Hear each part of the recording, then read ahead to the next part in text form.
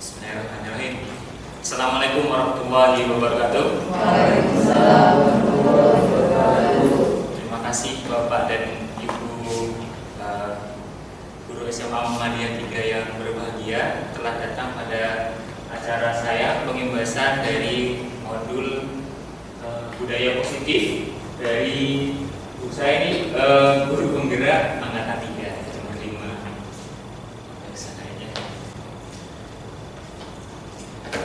Saya itu mau memaparkan budaya positif. Sebenarnya dalam agenda guru penggerak itu banyak kegiatan, tapi yang agendanya yang perlu diibaskan agendanya itu adalah budaya positif. Nah, di dalam budaya positif ini nanti masuk beberapa kriteria-kriteria kayak misalkan apa sih sebenarnya merdeka belajar. Nah, kan itu yang digaung-gaungkan oleh pemerintah. Apa sih sebenarnya merdeka belajar? Sebenarnya yang profil pelajar Pancasila itu sebenarnya apa sih? Sebenarnya masuk nanti pada budaya positif. Karena nanti rencana pemerintah itu kita akan semuanya jadi bakal sekolah penggerak. Jadi semua guru pasti dapat pelatihan dari penggerak, jadi guru penggerak.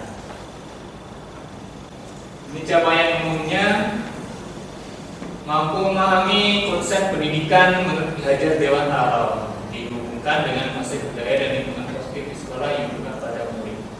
Jadi sebenarnya pola pikirnya penggerak itu dari asal mulanya dari Ki Hajar Dewantara. Yang kedua, melakukan evaluasi dan refleksi praktek disiplin dalam pendidikan Indonesia secara umum untuk mendapatkan pemahaman baru mengenai konsep disiplin positif untuk menciptakan murid dengan maksud ini profil pelajar Pancasila. Memahami peran sebagai guru untuk membangun budaya positif dengan menerapkan konsep disiplin positif dalam berinteraksi dengan murid. Budaya positif atau ekosistem positif. Jadi di sini menurut Ki Hajar Dewantara, untuk kita itu sebagai guru itu dimisalkan sebagai petani. Nah, tugas petani itu apa? Nanti dapat memperbaiki kondisi tanah, memelihara tanaman padi, memberi pupuk dan air, membasmi ulat-ulat dan jamur yang mengganggu hidup tanaman padi dan lain sebagainya. Jadi murid itu nanti dimisalkan sebagai padi, guru itu cuma sebagai penuntun. Jadi dimisalkan hanya sebagai petani, jadi hanya membasmi jamur, membasmi ulat, kemudian memupuk, memberi air. Jadi guru itu hanya memberi ekosistem yang enak buat murid itu belajar. Itu tugas guru di sana. Nah, untuk padinya tadi itu diberi gimana caranya siswa itu di sekolah agar mendapatkan kayak pendidikan yang mereka inginkan, ekosistem yang mereka inginkan. Jadi mereka di sekolah itu senang tuh pergi ke sekolah itu biar senang.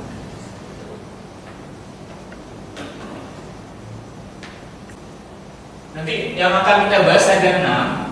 Ada perubahan paradigma stimulus respon lawan teori kontrol. Arti disiplin dan 3 motivasi perilaku manusia, keyakinan kelas, hukuman dan penghargaan, kebutuhan dasar manusia, posisi kontrol dan segitiga distribusi. Nah, saya jelaskan dulu yang pertama, paradigma stimulus respon. Ini Bapak Ibu sekarang coba digenggam tangannya, ya digenggam. Di dalamnya misalkan letakkan sesuatu yang berharga. Nah, misalkan di dalamnya ada sesuatu yang berharga. Coba dengan guru di sebelahnya, coba Bu Indah dengan Bu Irfana. Nah, Bu Irfana mau membuka genggaman tangan dari Bu Indah. Bu Irfana yang buka, iya buka. Bu Indah itu mempertahankan dengan sebuah tenaga. Nah, kemudian Bu Irfana mau membuka genggaman itu. Jadi di dalam itu ada rahasianya Bu Indah. Ya, bisa nggak buka? Bu Irfana?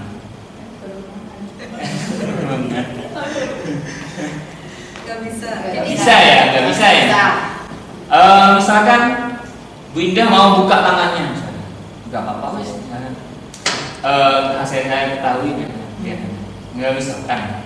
Berarti yang Bu Indah yang buka ya? Iya. Kemauan. Dengan kemauannya Bu Indah, dengan kemauannya Bu Indah sendiri. Jadi Bu Indah itu mau buka tangannya meskipun dipaksa itu tidak bisa dibuka. Karena Bu Indah gak mau buka.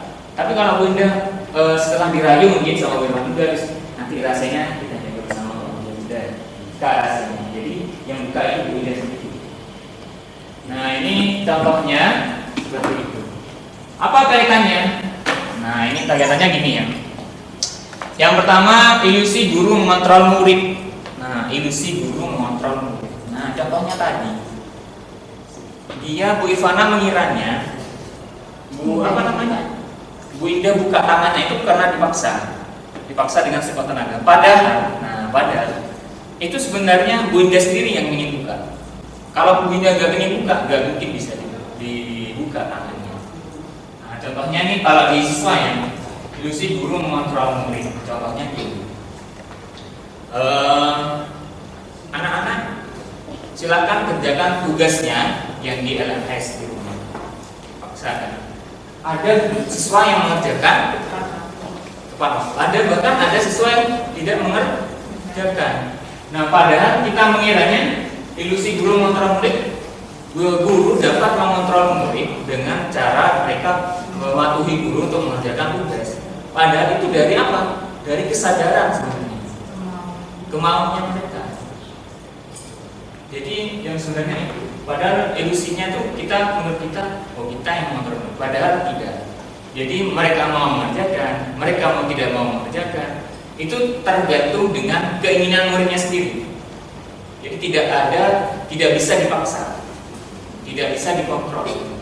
Jadi kontrol itu sebenarnya berasal dari diri murid sendiri. Kemudian yang nomor 2, ilusi bahwa kritik dan membuat orang merasa bersalah dapat melemahkan karakter. Nah ini kritik, misalkan ada kritikan yang sampai membuat siswa itu tersinggung.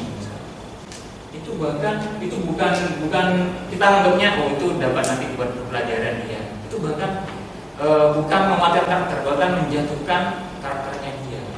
Ada yang kayak gitu, guru-guru yang seperti itu ada.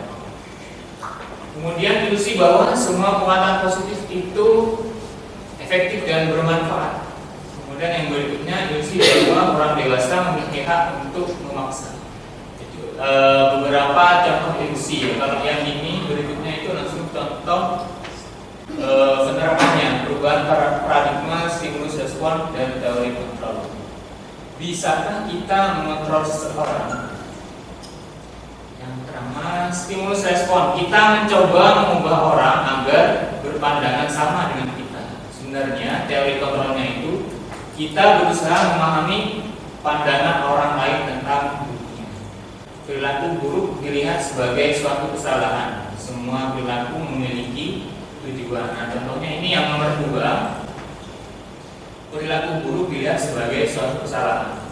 Nah, itu menurut pandangannya stimulus respon. Padahal itu semua perilaku memiliki tujuan. Contohnya seperti ini. Waktu butuh kadang anak-anak main air di atas. Ya wis basah. Itu kan perilaku buruk.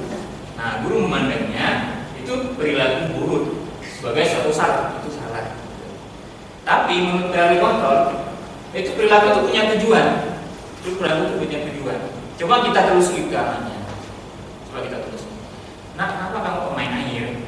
Gak apa-apa, Pak. Senang-senang aja sama teman-teman. Biar guyon aja. Berarti dia itu sebenarnya punya tujuan. Tujuannya adalah kesenangan. Nanti ada yang membawa itu kebutuhan anak. Nanti ada di terakhir nanti saya terangkan kebutuhan anak. Jadi anak-anak sebenarnya memiliki beberapa kebutuhan. Contoh lain misalkan main dorong-dorongan. Nah, tadi yang mau ke musola dia dorong-dorongan sama teman-temannya. Ternyata di jalan kena temennya atau kena gurunya. Pastinya gurunya marah, temennya nggak terima. Nah, setelah kita marahi dan sebagainya, itu kan perilaku buruk kan. Nah, sebenarnya dia punya alasan melakukan seperti itu. Saya tanyakan kenapa kok dorong-dorongan?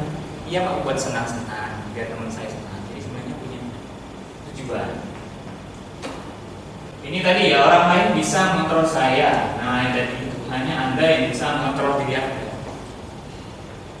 Sebenarnya hanya kita sendiri yang bisa mengontrol diri kita.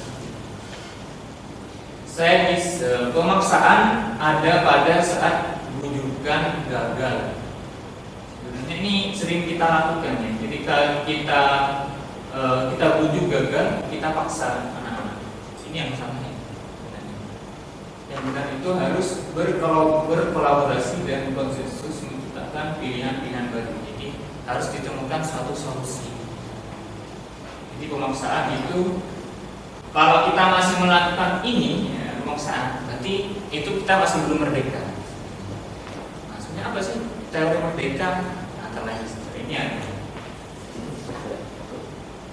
model menang kalah. Jadi nanti kalau misalkan dia ikut apa yang saya ajarkan ya, berarti kita menang, dia kalah. Nah itu sebenarnya itu salah. Yang benar itu adalah win-win. Jadi win-win solution gitu. Ada istilah win-win solution. Model berpikir menang-menang. Jadi tidak ada yang diuntungkan, tidak ada. Ini makna disiplin. Makna disiplin. Kalau kita dengar kata disiplin, pasti bayangan kita itu ke sesuatu yang baris berbaris. Kayak misalkan pas Ibra atau icon disiplin misalkan Pak Saryadi. Sebenarnya disiplin itu bukan ke arah sana, tapi sebenarnya disiplin itu adalah diambil dari kata ini ya, bahasa Latin disiplina, yang artinya belajar. Jadi disiplin itu sebenarnya belajar. Maka asal dari kata ini berkonotasi dengan disiplin diri dari murid-murid. Kemudian disiplin diri membuat orang menggali potensinya menuju sebuah tujuan apa yang dia hargai. Namun dalam budaya kita, makna kata disiplin telah berubah menjadi sesuatu yang dilakukan seseorang pada orang lain untuk mendapatkan kepatuhan. Kecenderungan umum adalah menghubungkan kata disiplin dengan ketidaknyamanan, bukan dengan apa yang kita hargai atau pencapaian suatu tujuan. Jadi disiplin ini lebih kepada sesuatu yang tidak nyaman atau dalam artian merugikan orang lain, bukan merugikan. Pemaksaan, ya, pemaksaan. Sebenarnya kenapa kok timbul rasa terpaksa dalam dirinya? Nah, kenapa kok timbul rasa paksa? Karena dia masih belum dalam dirinya itu belum ada kesadaran untuk melakukan kesadaran tersebut. Jadi makanya timbul keterpaksaan. Contohnya ini, disiplin itu ada 3 macam ya, dari disiplin.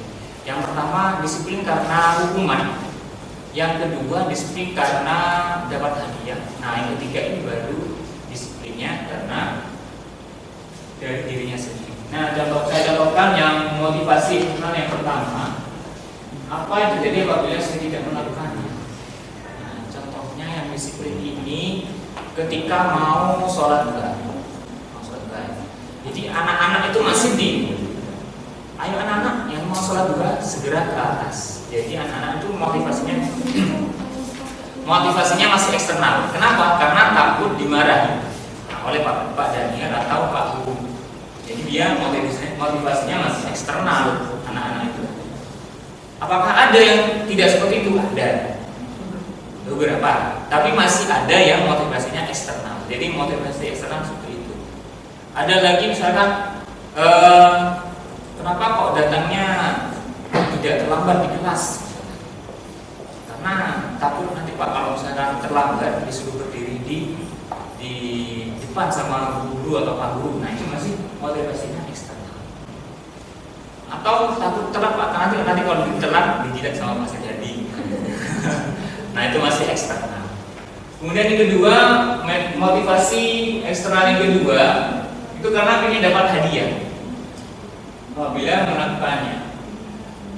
Nah, contohnya itu biasanya di SD. Kalau SD itu dulu kalau misalkan dapat menjawab atau tepat waktu dapat bintang. Kemudian jawab lagi tepat waktu dapat bintang. Jadi motivasinya mereka itu kalau jawab benar itu dapat bintang. Nah, gimana kalau misalkan nanti gurunya ganti? Dengan dia tidak tahu peraturannya di sana. Kalau misalkan dapat menjawab dengan benar dapat bintang.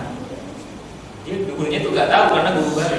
Nah otomatis siswa siswa di kelasnya itu pasif. Karena motivasinya dia dapat hadiah, karena gurunya itu ahli. Nah, jadi seperti itu. Itu masih motivasi eksternal. Nah, ini yang motivasi yang akan dicapai. Nah, tujuannya itu disiplin positif yang ketiga, yaitu untuk menghargai diri sendiri, menjadi insan sesuai harapan kita. Jadi saya akan menjadi orang seperti apa bila saya melakukannya. Contohnya, kalau misalkan anak itu datang tepat waktu, ditanyakan kenapa kok datangnya tepat waktu? Soalnya saya menghargai teman saya, Pak. Nanti kalau saya telat, guru tuh biasanya nunggu saya, soalnya saya kelompokan sama teman saya. Bisa. Jadi si anak itu menghargai temannya sama gurunya. Itu yang pertama. Misalnya ada lagi sholat juga. Anak-anak tanpa disuruh langsung ke atas. Motivasinya internal dalam diri sendiri, dalam dirinya sendiri. Jadi ketika ditanyakan, kenapa kamu kok ke atas tanpa disuruh?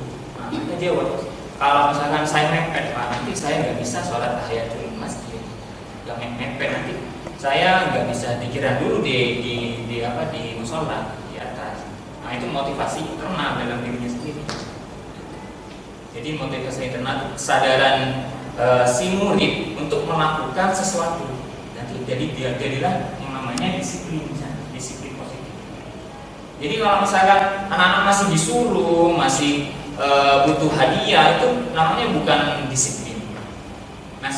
Bukan disiplin yang sebenarnya, karena masih disuruh.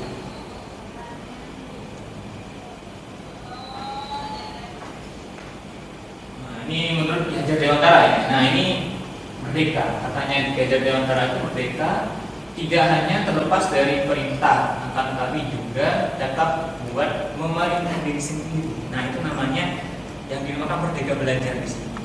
Nah, apakah siswa kita sudah merdeka belajar? Nah, apakah siswa kita sudah merdeka belajar? Kalau mereka masih mengerjakan tugas, masih dikejar-kejar, Pak Irfan, kamu sudah mengerjakan MS? Belum, Pak. Sudah, kamu jalan, saya tunggu. Nah, itu masih siswa kita masih belum merdeka belajar. Contoh lain misalkan merdeka belajar yang kedua, contohnya pernah nggak guru-guru di sini nanya ke siswanya, anak-anak murid-murid, nah sekarang kita mau belajar gaya seperti apa? Pernah nggak nanya seperti itu? Belum ya, belum pernah. Mungkin ada yang pernah gitu. Itu namanya merdeka belajar. Jadi mereka itu mengekspresikan apa yang mereka inginkan. Jadi tidak semuanya otomatis dari gurunya. Contohnya materi saya SPLTP, sistem persamaan linier 3 variabel. Saya tanya ke anak-anak sekarang mau belajar apa? Anak-anak itu punya sebenarnya kalau di pembelajaran diferensiasi itu ada beberapa kebutuhan mereka. Ada yang misalkan yang pertama paham kalau pakai visual, pakai video. Misalkan ditampilkan video transaksi, transaksi jual beli di pasar, visual. Ada yang pakai auditori. Auditori itu guru jelaskan, itu pahamnya dari sana. Ada yang kinestetik, jadi pahamnya mereka kalau mereka bergerak. Suruh aja mereka beli cilok misalnya. Kamu beli cilok karena dia suka makan juga. Kamu beli cilok, beli tahu, beli tong, sama beli gorengan. Sudah 3 variabel. Nah, nanti mereka suruh cari. Itu juga masuk. Nah, itu termasuk juga merdeka belajar seperti itu. Jadi anak-anak itu diberi kebebasan untuk melakukan pelajaran yang mereka inginkan. Jadi tidak semuanya itu dari guru ceramah, itu merdeka belajar di situ. Jadi kalau anak-anak sudah timbul dalam dirinya sendiri, nah itu baru dia dinamakan pelajar yang merdeka. Merdeka belajar. Tujuannya guru penggerak, sekolah penggerak itu menimbulkan ini, merdeka belajar. Jadi timbul dari dalam dirinya sendiri. Disiplin dari dalam dirinya sendiri. Wah, semuanya yang dikatakan merdeka itu dalam dirinya sendiri. Jadi kalau misalkan belum timbul, berarti itu masih dalam proses kejadian. Nah, ini ruang lingkupnya ya, ada budaya positif, lingkup positif, keyakinan kelas, sama peraturan kelas. Nah, ini berikutnya ya, keyakinan kelas, hukuman dan penghargaan. Mengapa tidak peraturan saja? Mengapa harus keyakinan kelas? Ini kemarin kelasnya saya coba buat keyakinan kelas di pasal itu saya coba buat keyakinan kelas. Nah, bedanya apa peraturan sama keyakinan kelas? Bedanya kalau peraturan itu ada sesuatu yang dirugikan. Jadi sebenarnya peraturan itu lebih ke satu arah. Tapi kalau keyakinan kelas itu lebih ke musyawarah bersama. Nah, ini misalkan ya, mengapa kita memiliki peraturan harus menggunakan helm bila mengendarai kendaraan roda 2? Siswa yang merdeka, orang yang merdeka, dia tanpa ada peraturan pun mereka sudah pakai helm. Kenapa? Sadar akan dirinya sendiri, keselamatannya sendiri. Nah, itu berarti dia orang yang merdeka. Tapi kalau masih dia pakai helm, ada polisi di mana pakai helm, itu berarti dia masih belum merdeka. Karena dia masih takut polisi. Jadi dia belum sadar. Mengapa kita memiliki peraturan 3 yang menggunakan masker? Nah, ini sama ya. Mengapa kita memiliki peraturan harus datang tepat pada saat mengikuti pelatihan? Jadi dalam pelatihan, kenapa harus tepat waktu? Jadi kalau tidak tepat waktu, nanti merugikan. Ada motivasi intrinsik kembali ke nilai-nilai keyakinan lebih menggerakkan seseorang memiliki serangkaian peraturan. Nah, ini contoh kesepakatan kelas. Jadi wali kelas itu di awal-awal harus membentuk kesepakatan kelas ini atau keyakinan. Nah, bedanya ini ya, kalau kesepakatan kelas itu lebih ke namanya kesepakatan, jadi disepakati. Ada perbedaan kami, guru dan murid. Nah, itu termasuk dari kesepakatan atau keyakinan yang saling menyayangi. Kami murid yang semangat belajar. Jadi beda ya kalau misalkan hanya kalimatnya semangat belajar. Tapi kalau lebih kata kami murid, jadi lebih ke kesepakatan bersama. Kemudian kami murid yang peduli dengan teman-teman. Beda dengan kalau misalkan hanya peduli dengan teman. Nah, sama kayak ini, tertib. Itu saja, tertib, tidak ada kata-kata lain, tertib. Aktif dalam pembelajaran, ini juga sebenarnya ini juga kesepakatan kelas, cuman kalimatnya saja yang berbeda. Lebih baik pakai kesepakatan yang sebelah kanan, karena ini kalimatnya lebih ke kesepakatan. Soalnya itu pakai ini tidak boleh, asalkan pembuatannya yang bersama-sama. Dihukum oleh penghargaan. Pernah nggak dengar dihukum oleh penghargaan? Sebenarnya kita memberi penghargaan itu buat memberi apresiasi buat mereka. Tapi ternyata kita beri mereka penghargaan itu jadi hukuman, bukan bagi dia, tapi bagi orang lain. Nah, contohnya ini. Oh, ini gak ada contohnya. Ada pengaruh jangka pendek dan jangka panjang. Nah, contohnya, kenapa kok sistem ranking KTSP itu tidak ada? Timbul pertanyaannya. Itu sebenarnya ada polemik, tapi kalau mengarah ke sini, setuju dia dihapuskan. Kenapa? Karena yang pertama, sistem ranking itu apresiasinya bagi yang ranking 1. Bagi yang ranking 2, apalagi yang ranking bawah sendiri, itu timbul pembulian yang luar biasa. Apalagi yang di bawah sendiri. Dia menghargai diberi penghargaan yang ranking 1, ternyata itu pun jadi hukuman bagi siswa yang lain. Makanya sistem ranking di rapor hilang. Ada lagi yang itu jangka pendek, jangka pengaruh jangka panjang. Ada juga ini yang kedua, penghargaan menghukum. Tadi itu ya, penghargaan mengurangi ketepatan. Contoh lagi misalnya dalam pelajaran seni rupa ya.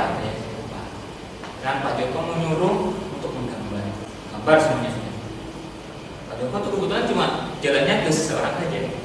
Bagus gambaranmu, dapat 90 ini. Nah ternyata teman yang lain belum sempat dilihat oleh Pak Joko, gambarnya lebih bagus. Gambaran saya lebih bagus. Kok dia tuh yang dipuji, kok saya juga dipuji? Itu jadi sebenarnya dia Pak Joko itu memberi apresiasi pada yang si A yang bagus, tapi jadi hukuman bagi siswa yang lain. Jadi hukumannya lebih ke hukuman mental. Penghargaan tidak efektif, penghargaan merusak hubungan. Gimana caranya? Apakah tidak boleh memberikan penghargaan? Boleh.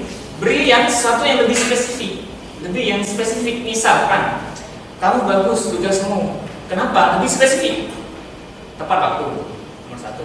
Misalkan nomor 2, caramu lebih rinci. Terus yang lain, oh iya, saya kan nggak tepat waktu. Oh iya, cara saya kan macam-macam. Misalkan yang gambar tadi, gambaranmu bagus, dapat 90. Kenapa? Gambaranmu pas, gak melewati garis tepi misalkan. Gambaranmu pas, warnanya sesuai, jadi lebih spesifik. Jadi yang lain tuh jadi paham, oh iya, gambaran saya kan lewat garis tepi. Terus aja gak dipuji sama Pak Joko. Jadi menghargai murid itu boleh, asalkan lebih spesifik. Nah ini contoh ya, ada hukuman atau sanksi. Coba kita yang pertama, mencatat 100 kali di dalam buku kalimat, saya tidak akan terlambat lagi karena terlambat ke sekolah. Ini hukuman apa konsekuensi? Kira-kira hukuman. Jadi ini bahwa apakah masih ada guru yang misalkan terlambat disuruh mencatat atau disuruh membaca buku misalnya. Dia terlambat, tapi dia disuruh baca buku. Akhirnya timbul mindset di mereka itu. Apa mindsetnya? Baca buku itu adalah hukuman. Menulis itu adalah hukuman. Itu mindsetnya mereka. Sebenarnya kan positif kan, membaca buku itu positif. Tapi karena itu dibuat hukuman, jadi mereka mengiranya baca buku itu adalah hukuman. Jadi jangan mindset seperti itu, harus diubah. Lari mengelilingi lapangan basket 2 kali karena terlambat hadir di sekolah. Ini hukuman apa konsekuensi? Dia terlambat, kemudian disuruh berlari. Ini hukuman. Ini hukuman. Kenapa hukuman? Dia kenapa? Iya, disuruh lari. Tidak boleh memberi hukuman fisik. Sama kayak tadi hukuman baca ya. Tapi nanti ada catatan lain. Ini hukumannya. Murid diminta untuk push up 15 kali karena tidak menggunakan masker di sekolah. Ini hukuman apa konsekuensi? Hukuman. Yang ketiga, menggantikan kertas tugas teman yang dicoret-coret. Ini hukuman apa konsekuensi? Konsekuensi. Yang berikutnya, membersihkan tumpahan air di meja tulis karena tersenggol pada saat belajar. Konsekuensi. Meminta murid tidak mengenakan sepatu seharian di sekolah karena tidak mengenakan sepatu hitam. Hukuman. Jadi murid itu misalkan ada di sini, bagiannya siswaan ucang ya, kamu sepatumu putih, kamu nggak usah pakai sepatu seharian, itu masuk hukuman. Yang terakhir, lari mengelilingi lapangan basket 2 kali karena terlambat 10 menit untuk pelajaran kejauhan. Konsekuensi apa bedanya yang ini? Karena memang di dalam PJOK itu ada lari. Iya, bisa. Jadi dalam PJOK ini lari, misalkan pelajarannya itu basket, anak itu telat datang. Biasanya kan pelajaran basket ada lari dulu anak-anak ya. Pemanasan dulu. Jadi yang telat itu tidak apa-apa disuruh lari karena temannya tadi sudah lari. Hukuman sanksi hukuman. Nada suara, apa yang tersampaikan dari sebuah usaha. Kata-kata itu 10%. Jadi kita cuma menyampaikan gini. Nada datar itu 10%. Kalau nada suara jadi ada intonasi suara. Intonasi suara itu bisa 30%, 35%. Non-verbal atau bahasa tubuh itu lebih tinggi 55%. Jadi ketika kita menyampaikan itu nada bahasa kita juga pengaruh. Contohnya ini, ada yang siswa kita bermasalah, nadanya gini. Apa yang kamu mau? Bentar. Ada lagi misalkan krong bunyinya. Peno. Beda tanggapan murid beda. Ada lagi dengan yang sebagai teman misalkan, sebagai teman. Loh, apa sih yang kamu mau? Jadi nada tingkah laku kita itu pengaruh sama apa yang dicapkan. Yang terakhir ya, restitusi. Pernah dengar restitusi? Biasanya kan hukuman, sanksi gitu ya. Restitusi nanti ya di sekolah penggerak dulu penggerak dan lain sebagainya itu pakai restitusi namanya. Nah ini saya kenalkan dulu restitusi. Apa itu restitusi? Restitusi itu sebenarnya bahasa terama. Itu artinya menciptakan kondisi bagi murid untuk memperbaiki kesalahan mereka sehingga mereka bisa kembali pada kelompok mereka dengan karakter yang lebih kuat. Nah ini yang punya ini tuh dosen ya buku Putra 2004. Literasi kami itu bukunya lama-lama. Dosen 2004 Ki Hajar Dewantara tahun berapa? Ciri-ciri restitusi ya. Bukan untuk menebus kesalahan, memperbaiki hubungan, tawaran bukan paksaan. Restitusi menentukan untuk melihat ke dalam diri. Restitusi mencari kebutuhan dasar yang mendasari tindakan. Jadi dicari kenapa kok melakukan hal tersebut. Nah sama kayak tadi itu saya.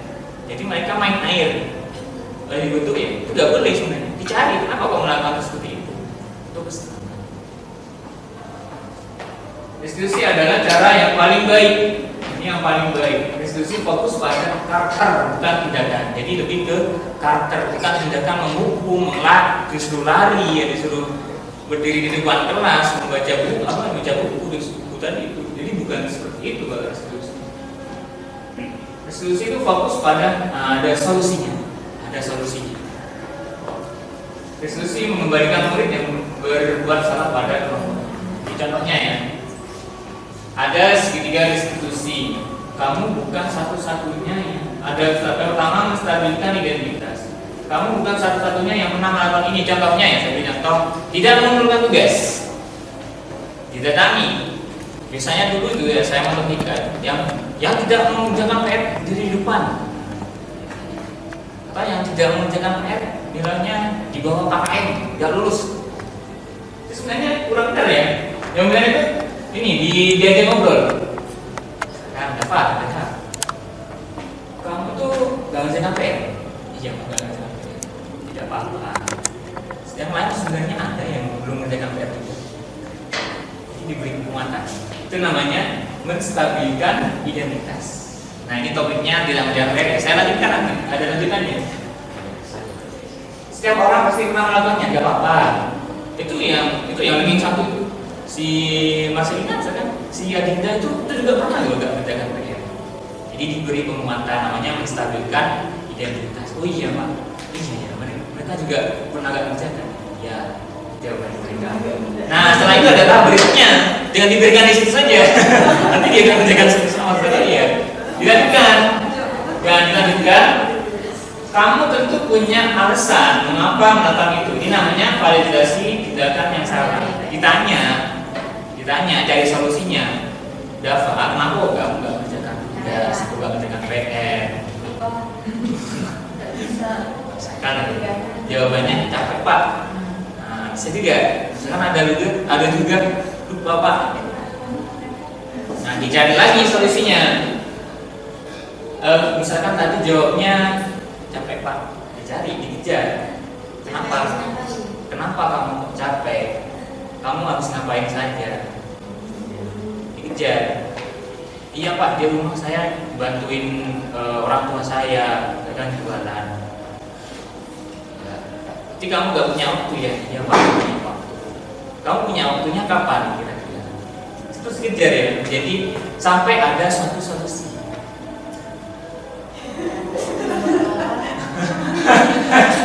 Itu yang benar ya. Adakah cara yang lebih efektif untuk mendapatkan apa yang kamu butuhkan? Jadi ditanya, kalau misalkan kamu disuruh mengerjakan, kapan kira-kira waktu yang misalnya kamu enak banget? Saya kalau malam main game. Oh, lagi ditanya.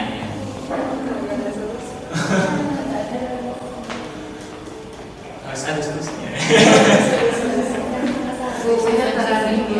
Ayo tindakan yang salah. Kamu benar nggak? Salah nggak? Kamu nggak kerjakan tugas itu? Tanyakan.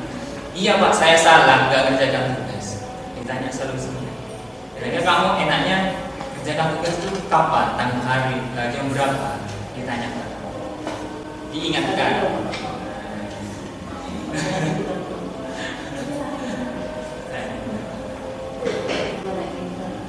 Contohnya yang kamu punya alasan tadi, misalkan main air tadi ya, main air. Itu kan tindakan yang salah. Kamu punya alasan, kenapa kok main air? Iya Pak, alasan saya buat nyari kesenangan. Kata lebih. Sebenarnya kan ada sih banyak kesenangan yang lain selain main air. Makanya.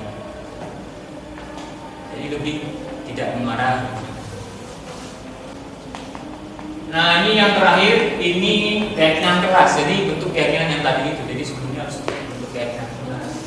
Nah keyakinan keras apa yang tidak kamu sepakati? Nah misalkan tadi ya gak kerjakan tugas. Kamu tahu kan kelas kita sudah punya kesepakatan kelas. Jadi persoalan apa yang kamu lakukan? Iya Pak, gak kerjakan tugas tepat waktu. Atau lagi yang kedua, yang main air ya Pak, tidak menghargai teman. Jadi mereka tahu salahnya. Sementara kamu ingin jadi orang seperti apa berikutnya? Jadi kalau dia sudah sadar akan dia salah, dia mesti bilang, iya Pak, saya sadar kalau saya salah mengerjakan tugas. Nanti tugas berikutnya saya akan kerjakan. Atau iya Pak, nanti waktu besok saya akan tata sepatu saya rapi Pak, seperti yang diajarkan Pak Saiful. Ya Pak, nanti saya akan tepat waktu untuk berangkat sholat duha tanpa dipakai ini. Itu sebenarnya tujuannya diskusi di sana, tanpa memarahi. Jadi mengembalikan mereka itu sadar kalau mereka itu salah. Jadi mereka untuk kedepannya itu melakukan hal tersebut. Atau gini, ada misalkan ini ya, di kelas kita kan ada yang pakai IPAS kan, ada yang pakai IPAS. Tanyakan ke mereka, anak-anak, ini kipas angin ini kalau sudah lewat waktunya siang kalian pulang dimatikan. Coba kalian matikan. Dengan mematikan itu kan termasuk dari amal yang sedikit. Kan di kelas 3 ya. Siapa tahu nanti ketika kalian mematikan itu kipas, nanti kan ada kan uji UTBK ya. Kalian belajar terus sulit. Makanya apalagi sekarang pandemi, siapa tahu Allah itu memberikan pertolongan ketika kalian ikhlas mematikan di ujian. Jadi timbul ini kesadaran mereka tanpa dimarahi. Jadi yang sulit itu memang menumbuhkan kesadaran. Setuju dengan itu.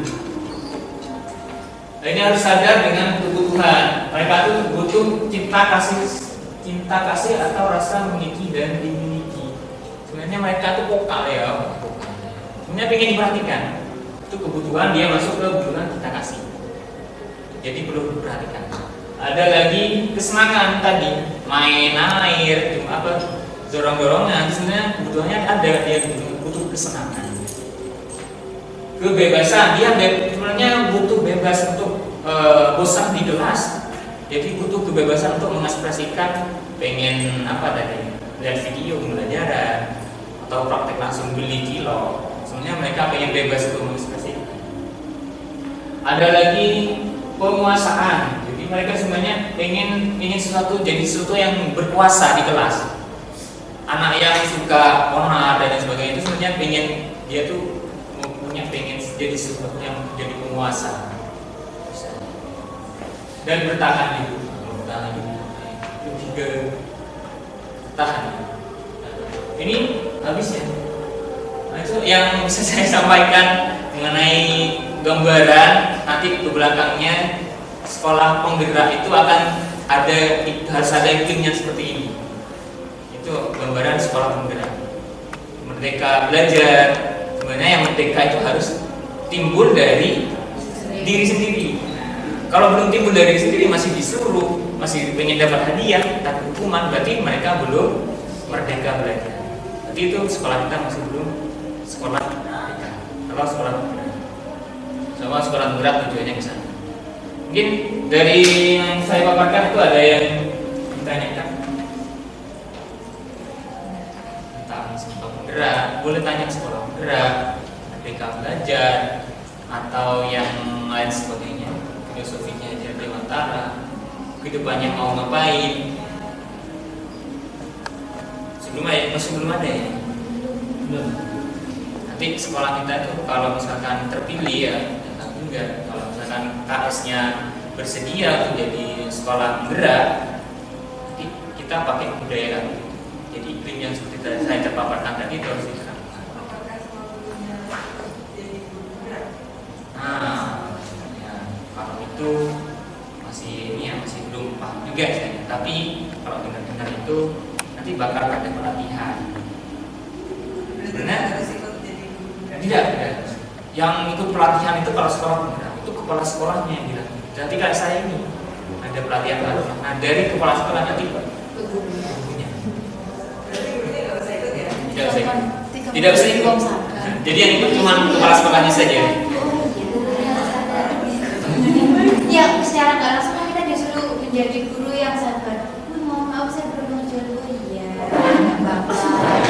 Tapi diwajibkan nilai harus tuntas dan dia harus naik ataupun lulus. Itu termasuk paradigma. Kemarin gini, anak-anak kita itu cuma disuruh menuntun saja. Mereka tuh merdeka, tapi mereka tuh masih dituntut untuk tuntas KKN. Itu tuntas. Nah, nggak tahu ya untuk guru penggerak, sekolah penggerak, apakah masih berlaku KKN atau tidak? Nah, tapi tadi itu saya dapat materi ini. Ini dicontohkan sekolah hewan. Tidak apa-apa ya, sedikit ya. Lama sedikit. Ini contohnya ini. Ada sekolah hewan. Jadi sekolah hewan itu ada kurikulumnya berlari, berenang, sama terbang. Berlari, berenang, terbang. Kurikulumnya 3. Nah, pesertanya banyak. Ada bebek, ada ular, ada harimau, ya. Ada elang, ya. Nah, kebetulan yang dibahas ini saya bahas bebek. Bebek keahliannya apa? Kurikulumnya. Kalau berenang, berlari, berenang. Dia kalau disuruh berenang, paling cepat. Kayaknya mesti di atas. Tapi ketika tes berlari, apa yang akan dilakukan? Lama ya? Lama kan mestinya. Oke, bebek kamu nggak bisa berlari. Akhirnya si bebek ini karena di bawah KKN kita diremedi, ya kan? Diremedi. Remedinya apa? Jadi disuruh nyari dia latihan berlari. Akhirnya lupa sama yang berenangnya dia. Jadi dia fokusnya berlari karena dia nggak bisa berlari. Jadi siang malam dia terus remedi, latihan berlari nggak peduli sama. Akhirnya si tangannya bebek ini sobek dia. Iya, selapnya sobek. Nah, akhirnya ketika tes berenang lagi, dia berenang nggak bisa. Akhirnya di bawah KKN juga, hanya standar malah pas KKN. Gitu.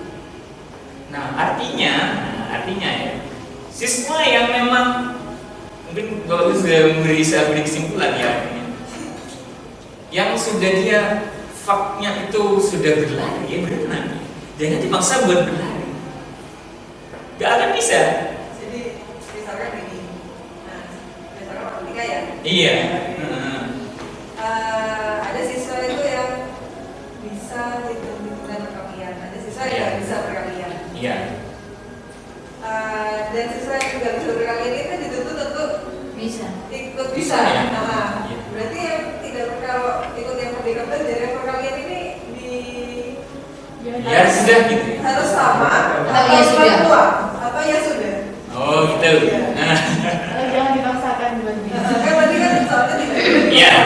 Tidak boleh dipaksakan. Kalau nggak dipaksakan setelah dia lulus, Nggak bisa kalian. bisa nanti dikasih sekolah mana lo? Ya, itu paradigma yang sulit untuk dijawab. Kalau seperti itu ya, dalam ada metode namanya metode pembelajaran yang berdiferensiasi.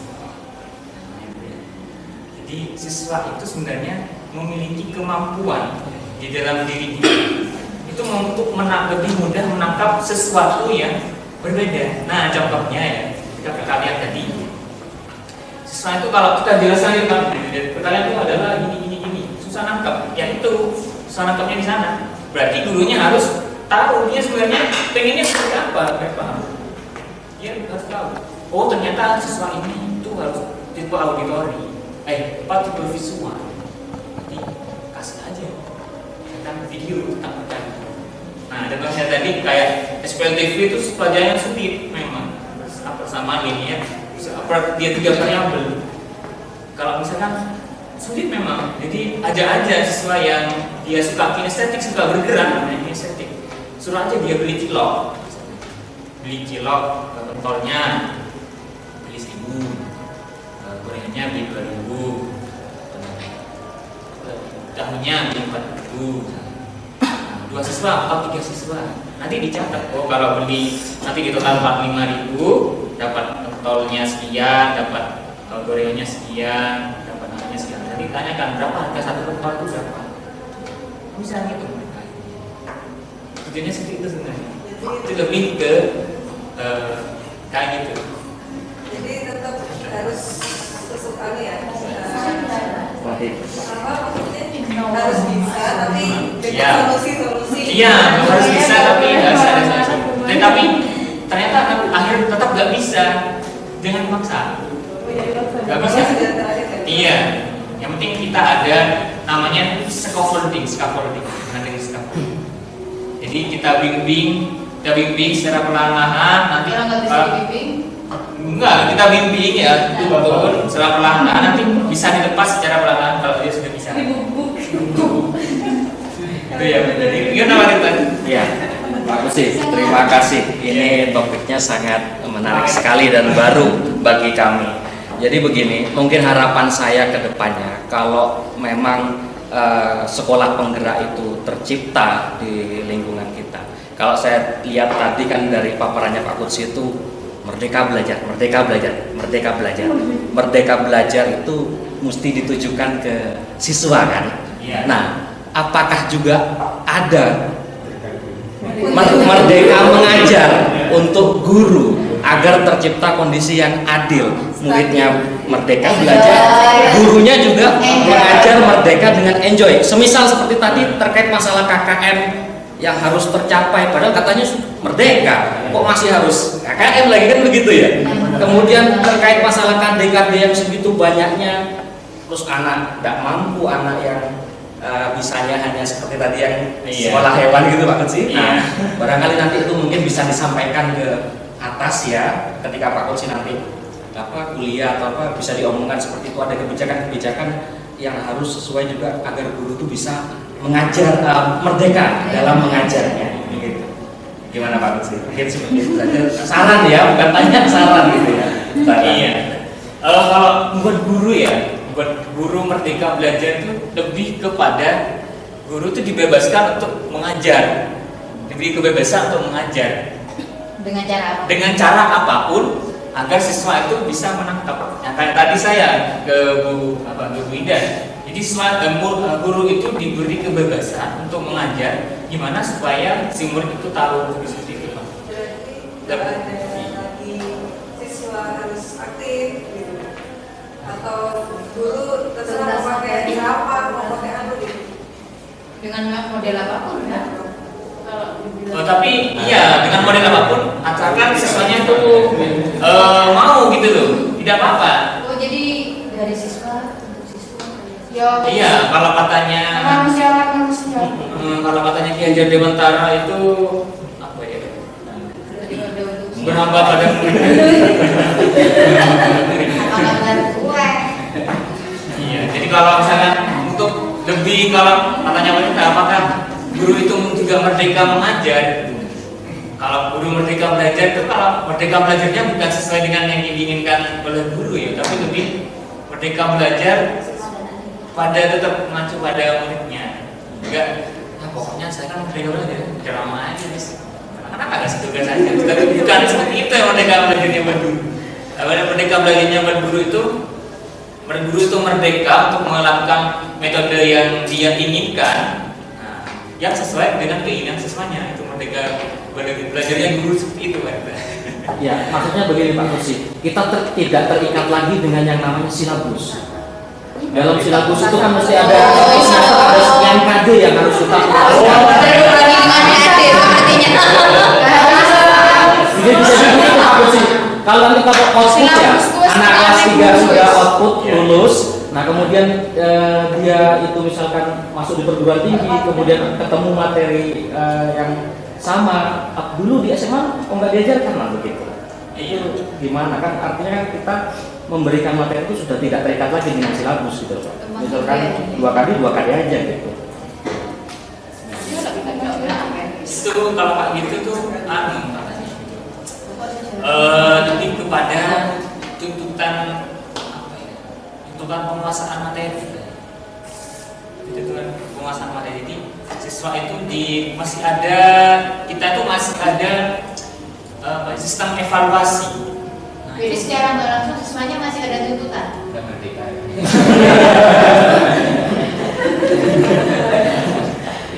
Jadi sebenarnya masih ada. Jadi bukan merdekanya murid itu, saya katakan tadi ya, merdekanya murid itu berasal dari dirinya sendiri, ya, gitu.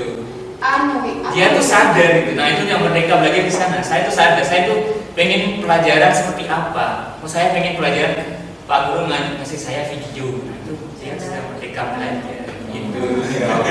Dan sendiri-sendiri ngajarnya sesuai dengan kemampuan anaknya. Misalkan ada 3 kemampuan tadi dalam satu kelas. Berarti kita ngajarnya anak ini pakai ini, anak ini pakai itu, anak ini pakai itu. Nah ya itu pembelajaran diferensiasi seperti itu.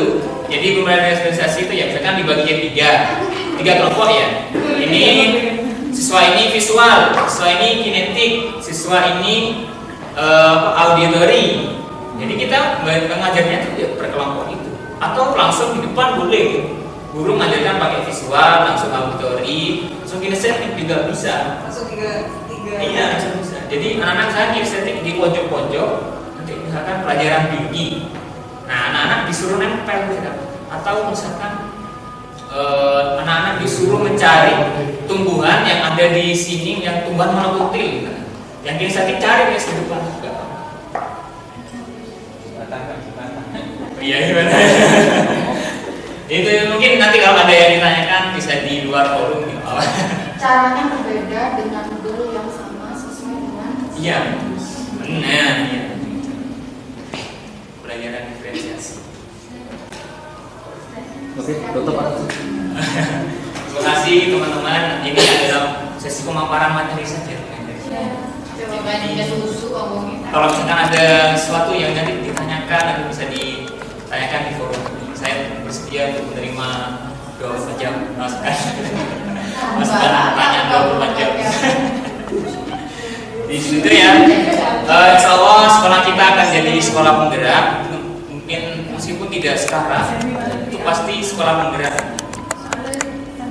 Jadi itu yang akan kita lakukan. Terima kasih.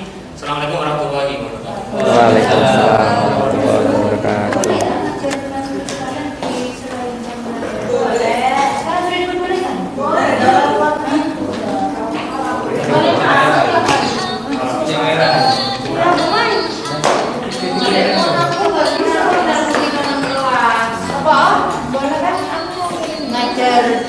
lewat juga.